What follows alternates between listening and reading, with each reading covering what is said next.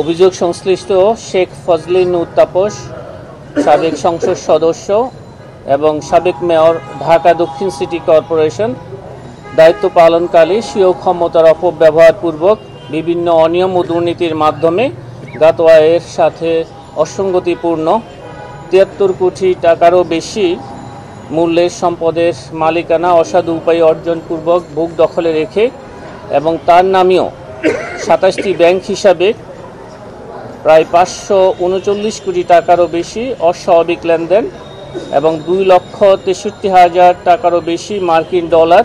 জমা এবং ২,৫৩,৭৯১ মার্কিন ডলার উত্তোলন, সর্বমোট ৫,১৭,০০০ টাকারও বেশি মার্কিন ডলার, ৫,১৭,৫২৭ মার্কিন ডলার অস্বাভাবিক লেনদেনের মাধ্যমে অপরাধলব্ধ অবৈধ অর্থ গোপন ও আড়াল করার উদ্দেশ্যে জ্ঞাতসারে হস্তান্তর ও স্থানান্তর করে দুর্নীতি দমন কমিশন আইন ২০০৪-এর ২৭-১ ধারা, মানি লন্ডারিং প্রতিরোধ আইন ২০১২-এর ৪-২ ধারা এবং দুর্নীতি প্রতিরোধ আইন ১৯৪৭-এর ৫-২ ধারায় শাস্তিযোগ্য অপরাধ করায় তার বিরুদ্ধে একটি মামলা রুজু করা হয়েছে। অভিযোগ সংশ্লিষ্ট আফরিন তাপস,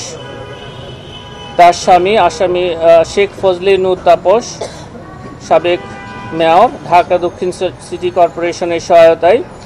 জ্ঞাত আয়ের উৎসের সাথে অসঙ্গতিপূর্ণ